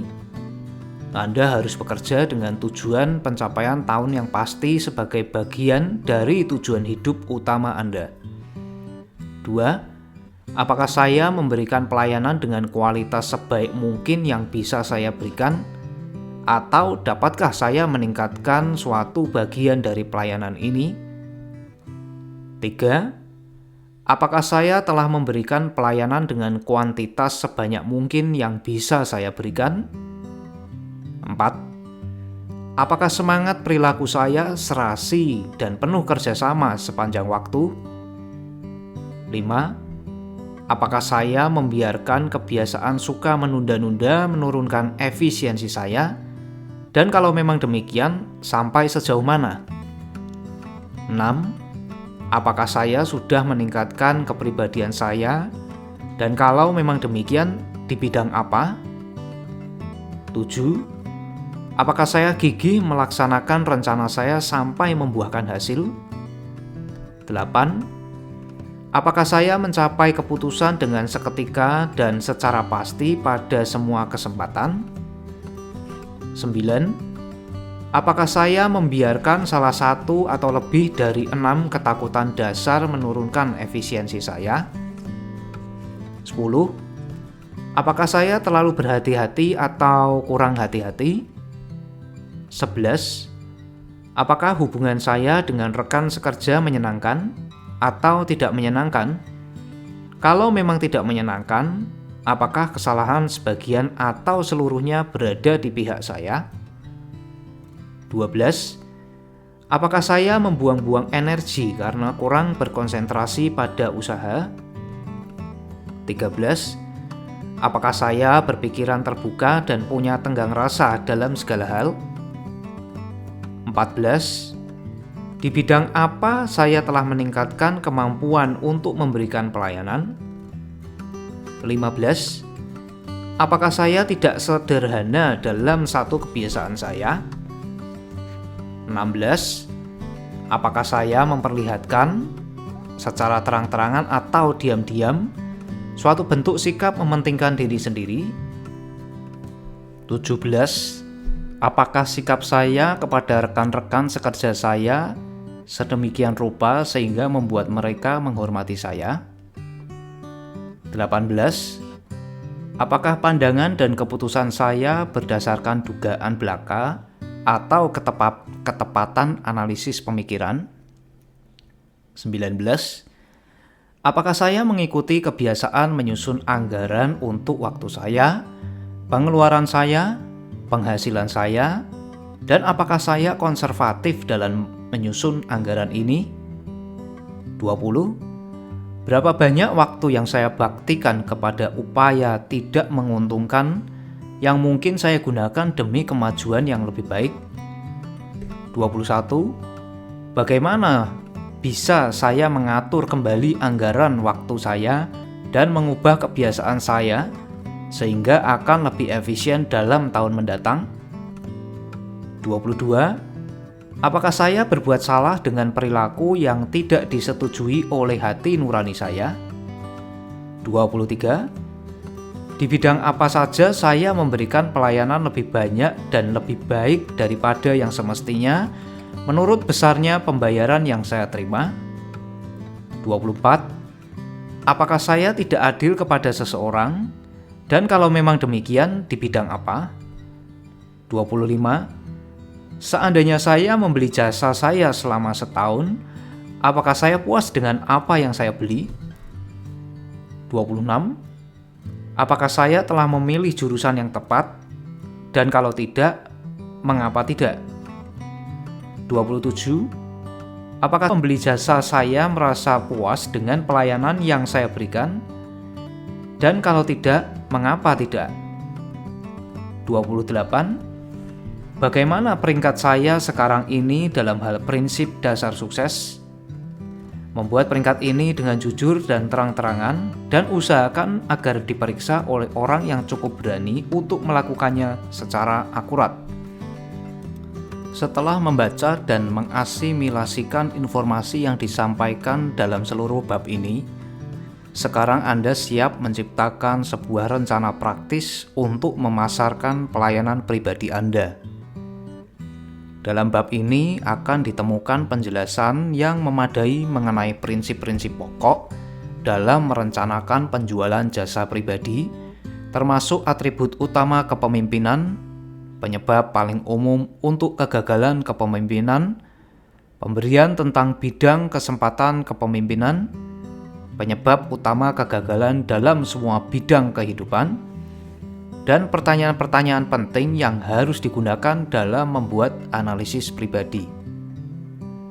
Penyajian informasi yang akurat ini secara meluas dan terinci dimasukkan karena itu akan diperlukan oleh semua orang yang terpaksa mulai mengumpulkan kekayaan dengan memasarkan jasa pribadi. Mereka yang baru kehilangan harta benda dan mereka yang baru mulai mencari uang tidak memiliki apapun selain menawarkan jasa pribadi sebagai penukar bagi kekayaan. Dengan demikian, penting sekali bagi mereka untuk memiliki informasi praktis yang diperlukan guna memasarkan jasa pribadi dengan keuntungan sebesar-besarnya. Asimilasi dan pengertian yang menyeluruh mengenai informasi yang disampaikan di sini akan turut memasarkan jasa pribadi dan akan membantu seseorang untuk menjadi lebih analitis dan lebih mampu menilai orang lain. Informasi ini tak ternilai harganya bagi direktur personalia, manajer penempatan tenaga kerja, dan para eksekutif lainnya yang diberi tugas memilih karyawan dan memelihara organisasi yang efisien. Kalau Anda meragukan pernyataan ini, ujilah kebenarannya dengan menjawab secara tertulis 28 pertanyaan untuk analisis pribadi. Di mana dan bagaimana seseorang berpeluang meraih kekayaan? Sekarang setelah kita menganalisis prinsip-prinsip yang bisa digunakan untuk mengumpulkan kekayaan, wajarlah kalau kita bertanya, di mana orang bisa menemukan kesempatan yang baik untuk menerapkan prinsip-prinsip ini? Baiklah, mari membuat inventarisasi dan meninjau apa yang bisa ditawarkan Amerika Serikat kepada orang yang mencari kekayaan besar atau kecil. Sebagai permulaan, coba kita ingat-ingat, kita semua bahwa kita hidup di sebuah negara tempat setiap warga negara yang mematuhi hukum bisa menikmati kebebasan berpikir dan kebebasan bertindak yang tidak ada tandingannya dimanapun juga di seluruh dunia. Kebanyakan kita tidak pernah meninjau keuntungan dari kebebasan ini. Kita tidak pernah membandingkan kebebasan kita yang tak terbatas dengan kebebasan terpimpin di negara-negara lain. Di sini kita memiliki kebebasan berpikir, memilih dan menikmati pendidikan, beragama, berpolitik, memilih bidang jasa, profesi atau pekerjaan, mengumpulkan dan tanpa gangguan memiliki hak milik yang bisa kita kumpulkan, memilih tempat tinggal kita, bebas dalam perkawinan, mendapat kesempatan yang sama bagi semua ras, bepergian dari satu negara bagian ke negara bagian lainnya, bebas memilih makanan, dan bebas mengincar kedudukan dalam hidup sebagaimana kita telah mempersiapkan diri, bahkan juga bebas menjadi presiden Amerika Serikat. Kita punya bentuk kebebasan lainnya, tetapi daftar ini akan memberikan pandangan yang terpusat pada hal yang paling penting, sebagai pengganti kesempatan dari urutan yang tertinggi. Keuntungan kebebasan semakin jelas karena Amerika Serikat adalah satu-satunya negara yang menjamin setiap warga negaranya, baik asli maupun naturalisasi, suatu daftar kebebasan yang sangat luas dan bervariasi. Berikutnya, marilah kita menghitung beberapa berkat yang diletakkan di tangan kita oleh kebebasan kita yang sangat luas. Sebagai asumsi, kita tinjau sebuah keluarga Amerika dari tingkat rata-rata, artinya keluarga dengan penghasilan sedang, dan hitung keuntungan yang bisa diterima setiap anggota keluarga ini di negeri yang penuh kesempatan dan serba berkelimpahan. A. Makanan. Sesudah kebebasan berpikir dan kebebasan bertindak, datang kebebasan memilih makanan, pakaian, dan tempat berteduh, 3 kebutuhan dasar dalam hidup.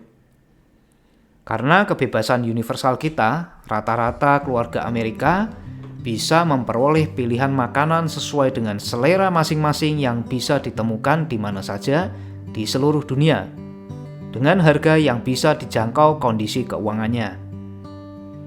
Keluarga dengan 2 anggota yang tinggal di jantung wilayah Times Square, New York, jauh dari pusat bahan baku pembuatan makanan, memilih pasokan makanan pagi sederhana dengan seksama, dengan hasil mengagumkan berikut ini. Pada zaman itu, jus anggur dari Florida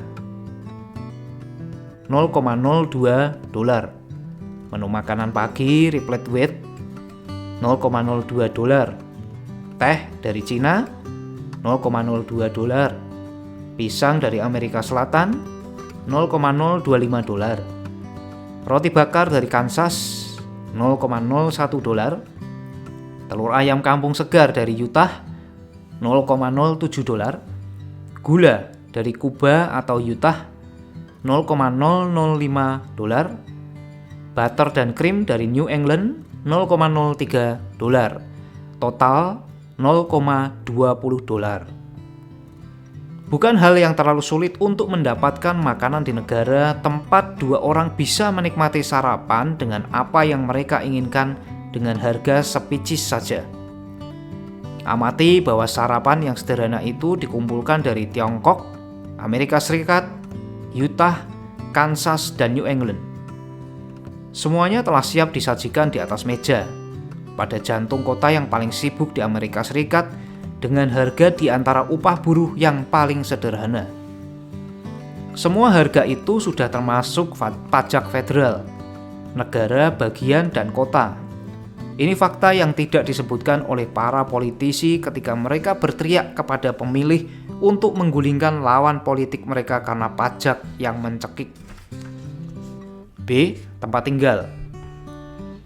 Keluarga ini tinggal di apartemen yang nyaman, memiliki pemanas ruangan, penerangan listrik, gas untuk memasak, semuanya senilai $65 per bulan. Di kota yang lebih kecil atau di pinggiran kota New York, apartemen yang sama bisa dimiliki hanya dengan $20 per bulan. Roti panggang yang mereka makan untuk sarapan dalam perkiraan makanan dibuat dengan panggangan elektrik, menghabiskan beberapa dolar. Apartemennya dibersihkan dengan penyedot debu yang digerakkan oleh listrik. Air dingin dan air panas tersedia sepanjang waktu di dapur ataupun kamar mandi. Makanan disimpan di dalam kulkas yang dijalankan oleh listrik. Sang istri mengeritingkan rambut, mencuci dan menyetrika pakaian dengan mudah karena alat-alat elektronik. Tinggal menyambungkan kecolokan di dinding. Sang suami bercukur dengan pencukur elektrik, dan mereka menikmati hiburan dari seluruh dunia 24 jam sehari jika mereka mau tanpa bayar. Semua hanya dengan memutar tombol di radio mereka. Masih ada kenyamanan yang lain dalam apartemen ini, tapi daftar di atas akan memberikan contoh konkret kemerdekaan yang kita nikmati sebagai warga Amerika Serikat. Ini bukanlah propaganda politik atau ekonomi. C. Pakaian. Dimanapun di Amerika Serikat, wanita dengan kebutuhan sandang rata-rata bisa berpakaian dengan rapi dan nyaman kurang dari $200.000 setahun. Begitu juga laki-laki.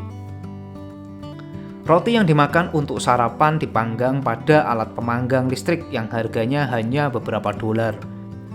Apartemen dibersihkan dengan alat penghisap debu yang dijalankan dengan listrik.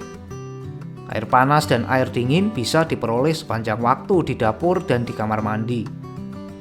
Makanan didinginkan di dalam kulkas yang dijalankan dengan listrik pula. Kaum istri mengeriting rambut, mencuci pakaian yang dioperasikan dengan mudah menggunakan tenaga listrik yang dapat hanya dengan memasukkan colokan listrik di lubang dinding. Para suami mencukur kumis dan janggut dengan alat cukur listrik. Dan mereka menerima hiburan dari seluruh dunia selama 24 jam sehari kalau mau, tanpa biaya hanya dengan menyetel pesawat radio atau televisi. Masih banyak kemudahan yang menyenangkan lainnya dalam apartemen. Tetapi daftar berikut ini akan memberi gagasan yang benar tentang beberapa bukti konkret tentang kebebasan yang dinikmati oleh warga negara Amerika. Hanya 3 kebutuhan dasar, yaitu sandang, pangan, dan papan. Makanan, pakaian, dan tempat tinggal yang telah disebutkan. Warga negara Amerika pada umumnya punya hak istimewa dan keuntungan lainnya yang bisa diperoleh sebagai tukaran upaya sekadarnya, yaitu kerja yang lamanya tidak lebih dari 8 jam sehari. Rata-rata warga Amerika memiliki perlindungan hak-hak atas miliknya, yang tidak ditemukan di negara lain manapun di seluruh dunia. Dia boleh menyimpan kelebihan uangnya di bank dengan jaminan bahwa pemerintah akan melindunginya dan menjaga uang itu tetap utuh, walaupun seandainya banknya bangkrut. Kalau seorang Amerika ingin melancong dari satu negara bagian ke negara bagian lainnya, dia tidak memerlukan paspor, tidak perlu izin dari siapapun. Dia boleh pergi kapan saja dia mau dan pulang kapan saja sekehendak hatinya. Lebih-lebih, dia boleh bepergian dengan kereta api, mobil pribadi, bis, pesawat terbang, atau kapal laut sesuai dengan kemampuan kantongnya. Keajaiban yang menghasilkan semuanya ini. Kita kerap kali mendengar politikus menyatakan kebebasan Amerika ketika mereka menginginkan suara. Tetapi jarang mereka melewatkan waktu atau membuktikan upaya secukupnya untuk menganalisis sumber atau asal dari kebebasan ini. Tanpa mempunyai kapak untuk digerinda, tidak ada ganjalan untuk dinyatakan, atau motif terpendam untuk dikeluarkan. Saya punya hak istimewa untuk melakukan analisis tanpa tedeng aling-aling terhadap sesuatu yang misterius, abstrak, dan sangat sulit dipahami ini, yang memberi setiap warga negara Amerika lebih banyak berkat, lebih banyak kesempatan untuk mengumpulkan kekayaan, lebih banyak kebebasan dalam setiap hal daripada yang bisa ditemukan di negara lain manapun. Saya punya hak untuk menganalisis sumber dan asal kekuatan yang tidak kasat mata ini karena saya tahu dan telah mengetahuinya lebih dari setengah abad serta mengenal orang-orang yang mengorganisasi kekuatan itu dan banyak dari mereka yang sekarang bertanggung jawab memeliharanya. Nama dari benda yang menguntungkan umat manusia ini tidak lain adalah modal. Modal bukan hanya mencakup uang saja, tetapi lebih penting adalah kelompok orang-orang pintar yang sangat terorganisasi, yang merencanakan cara-cara dan sarana untuk menggunakan uang secara efisien demi kebaikan rakyat dan menguntungkan bagi mereka sendiri. Kelompok ini terdiri dari para ilmuwan, pendidik, ahli kimia, pencipta atau inventor, analisis bisnis, ahli publikasi, ahli transportasi, akuntan, ahli hukum, dokter, serta pria maupun wanita yang memiliki pengetahuan khusus di bidang industri dan bisnis. Mereka mempelopori, membuat eksperimen, dan merintis jalan dalam bidang usaha yang baru. Mereka mendukung perguruan tinggi, rumah sakit, sekolah umum, membangun jalan yang baik, menerbitkan surat kabar, membayar sebagian besar biaya pemerintah, serta mengurus banyak sekali perincian yang penting bagi kemajuan manusia. Kalau dinyatakan dengan singkat, kaum kapitalis ini merupakan otak peradaban, karena mereka menyediakan seluruh bahan yang diperlukan untuk pendidikan, penerangan, dan kemajuan manusia. Uang tanpa otak senantiasa berbahaya. Kalau digunakan secara semestinya, ini hal paling pokok bagi peradaban. Sedikit gagasan mengenai pentingnya modal yang terorganisasi bisa diperoleh dengan berusaha membayangkan diri Anda dibebani dengan tanggung jawab mengumpulkan tanpa bantuan modal serta menyerahkan sarapan sederhana kepada sebuah keluarga. Untuk menyediakan teh, Anda harus menempuh perjalanan ke Cina atau India. Dan kedua tempat ini jauh sekali dari Amerika. Kecuali kalau Anda seorang perenang yang mahir. Anda akan kelelahan sebelum berhasil melakukan perjalanan pulang pergi ke sana. Selain itu, masalah lain akan menghadang Anda. Apa yang akan Anda gunakan sebagai uang? Bahkan seandainya Anda punya ketahanan fisik untuk berenang mengarungi samudera. Untuk menyediakan gula, Anda harus berenang lagi ke Kuba atau jalan jauh ke daerah penghasil gula di Utah. Tetapi bahkan setelah itu pun Anda mungkin kembali tanpa gula, karena upaya terorganisasi dan uang diperlukan untuk memproduksi gula, belum lagi mengatakan apa yang diperlukan untuk mengolahnya di pabrik, mengangkut dan mengantarnya ke meja sarapan setiap keluarga di Amerika Serikat. Telur bisa Anda peroleh dengan cukup mudah dari peternakan yang tidak begitu jauh. Tetapi kemudian Anda juga harus berjalan jauh ke Florida dan kembali lagi sebelum Anda bisa menyajikan minuman sari jeruk. Anda harus jalan jauh pula ke Kansas atau salah satu negara bagian penghasil gandum kalau Anda menginginkan roti dari tepung gandum murni. Biji-bijian kering mungkin bisa dikesampingkan dari menu, sebab bahan makanan ini hanya bisa diperoleh melalui jerih payah manusia yang terlatih dan mesin yang diperlukan. Semuanya memerlukan modal. Sementara beristirahat, Anda bisa berangkat dengan berenang ke Amerika Serikat yang tidak begitu jauh untuk mengambil sesisir pisang. Dan pulangnya, Anda bisa jalan kaki ke sebuah peternakan terdekat untuk mengambil sedikit susu, mentega, dan keju. Setelah itu, barulah keluarga Anda bisa duduk mengelilingi meja dan menikmati makanan pagi. Rasanya tidak masuk akal, bukan? Nah, prosedur yang baru saja dijelaskan merupakan satu-satunya cara yang bisa ditempuh supaya makanan sederhana ini bisa diperoleh kalau kita tidak mempunyai sistem kapitalis. Peradaban dibangun dengan modal. Jumlah uang yang diperlukan untuk membangun dan memelihara jalan kereta api dan kapal uap yang digunakan untuk mengantarkan sarapan pagi yang sederhana begitu besar sehingga sangat mengejutkan bagi siapapun yang membayangkannya. Jumlahnya sampai ratusan juta dolar. Belum lagi menyebutkan pasukan karyawan terlatih yang diperlukan untuk menjalankan kapal laut dan kereta api. Tetapi transportasi barulah sebagian dari keperluan peradaban modern di Amerika yang kapitalistis. Sebelum ada yang bisa diangkut, sesuatu harus ditumbuhkan dari tanah atau dibuat di pabrik dan disiapkan untuk dipasarkan. Ini memerlukan uang berjuta-juta dolar lagi untuk membeli peralatan, mesin, sarana pengemasan, pemetian, pemasaran, serta untuk upah berjuta-juta orang yang mengerjakannya. Kapal uap dan kereta api tidak muncul begitu saja dari tanah dan berjalan secara otomatis.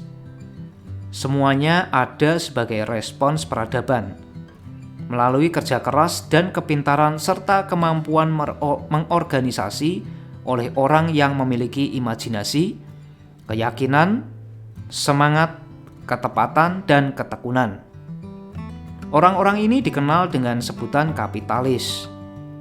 Mereka terdorong oleh motivasi keinginan membangun, membina, mencapai, memberikan pelayanan bermanfaat, mendapat keuntungan, dan mengumpulkan kekayaan. Dan karena mereka memberikan pelayanan yang tanpanya tidak ada peradaban, maka mereka menempatkan diri mereka di jalan menuju kekayaan. Demi membuat catatan ini sederhana dan mudah dipahami, saya ingin menambahkan bahwa kapitalis adalah orang-orang yang membina diri sendiri, yang sering kita dengar dibicarakan oleh para pembicara yang canggung.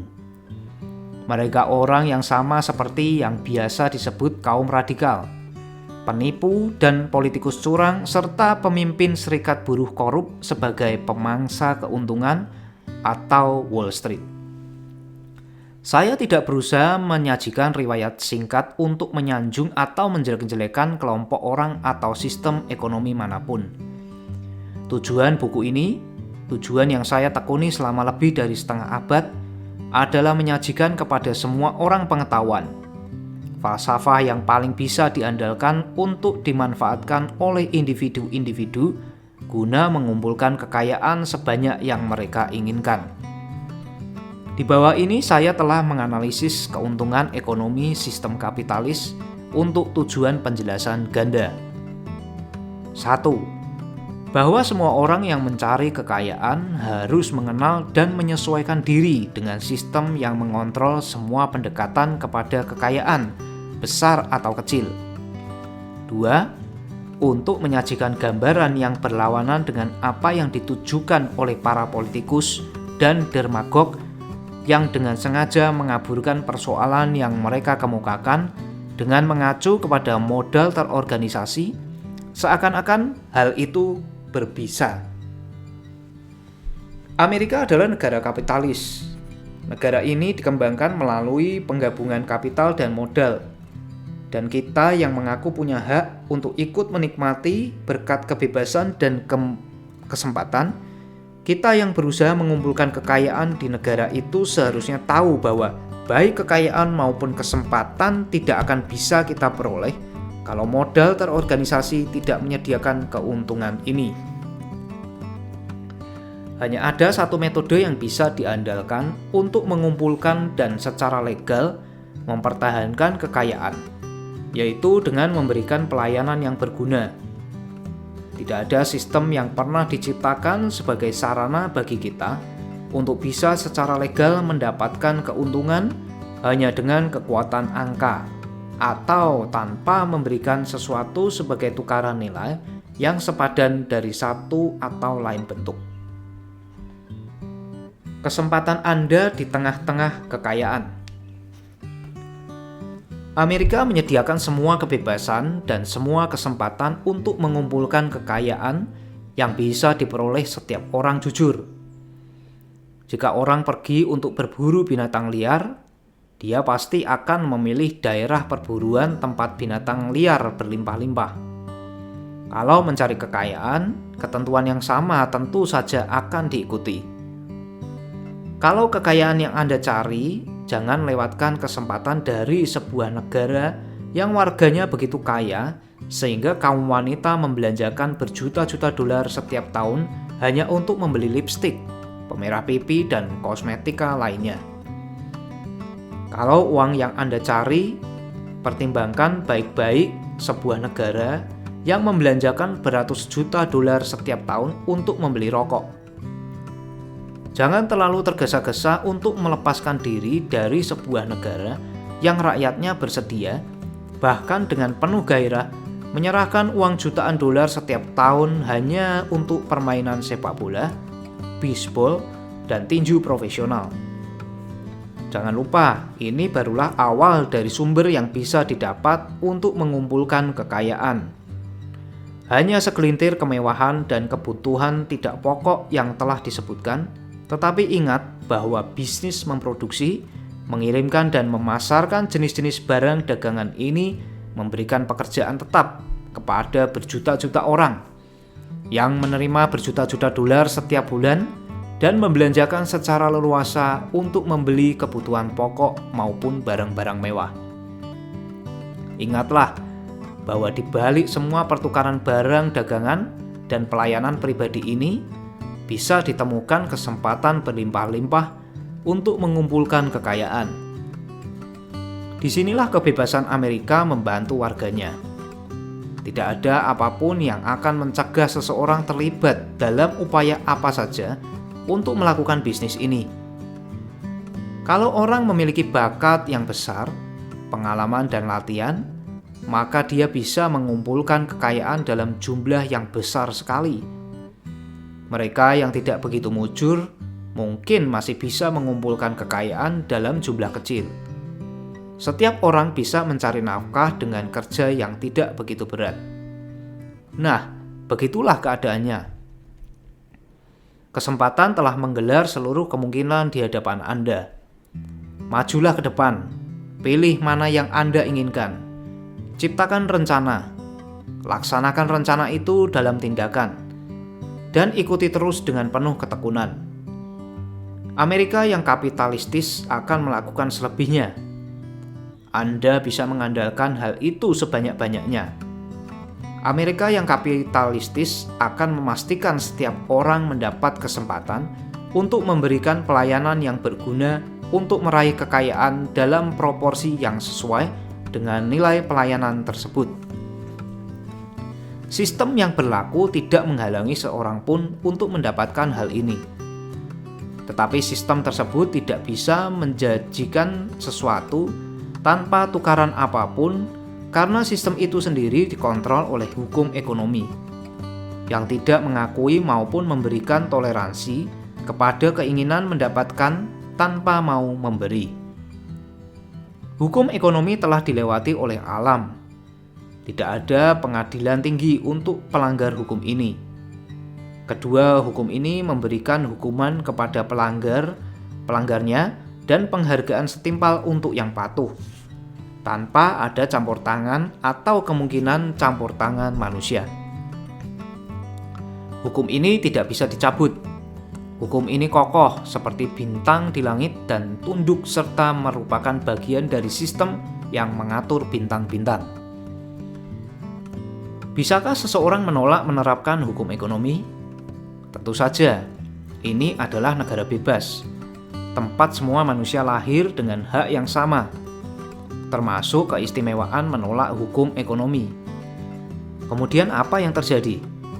Tidak ada kejadian apapun, hingga sekelompok orang bersatu untuk mengabaikan hukum, mengambil paksa apapun yang mereka inginkan. Mereka menjadi diktator dengan regu tembak terlatih dan senapan mesin. Kita belum mencapai tahapan ini di Amerika, tapi kita telah cukup mendengar apa yang ingin kita ketahui tentang cara kerja sistem tersebut. Mungkin kita cukup beruntung tidak meminta pengalaman pribadi yang mengerikan tentang kenyataan. Tanpa ragu, kita harus lebih memilih untuk melanjutkan kebebasan berbicara, bertindak, memberikan pelayanan yang berguna untuk ditukar dengan kekayaan. Prakteknya, pejabat pemerintah memperluas keistimewaannya menjarah keuangan publik ke orang-orang untuk mendapatkan suara. Terkadang memenangkan pemilihan, seperti halnya malam mengikuti siang. Hasil akhir akan datang. Setiap keping yang disalahgunakan harus dibayar dengan bunga berlipat. Jika mereka yang menikmati tidak membayar, bebannya akan jatuh ke anak, cucu, bahkan hingga generasi 3 dan keempat. Tidak ada cara untuk menghindari utang. Orang-orang terkadang bisa berkelompok untuk menaikkan upah dan menurunkan jam kerja. Tapi ada satu titik di mana mereka tidak bisa melebihinya. Titik tersebut adalah saat hukum ekonomi masuk, dan syarif akan menangkap pekerja dan pemberi kerja. Selama 6 tahun, antara tahun 1929 hingga 1935, warga Amerika baik yang kaya ataupun miskin, hampir tidak melihat hukum lama ekonomi menyerahkan semuanya kepada syarif semuanya, bisnis, industri, dan bank. Bukan pemandangan yang bagus, tidak meningkatkan penghargaan kita terhadap kepungan psikologis ketika orang-orang meninggalkan akal sehat dan mulai mencoba mendapatkan sesuatu tanpa memberi. Kita yang telah melewati 6 tahun yang mengecewakan, ketika ketakutan memegang kendali dan keimanan berada di jurang terdalam, tidak bisa melupakan kejamnya hukum ekonomi yang meminta korban tanpa pandang bulu. Kita berharap tidak mengalami kejadian seperti itu lagi. Observasi ini tidak melalui pengalaman yang singkat. Ini hasil dari 25 tahun analisis cermat terhadap metode-metode orang paling sukses dan tidak sukses yang pernah Amerika kenal.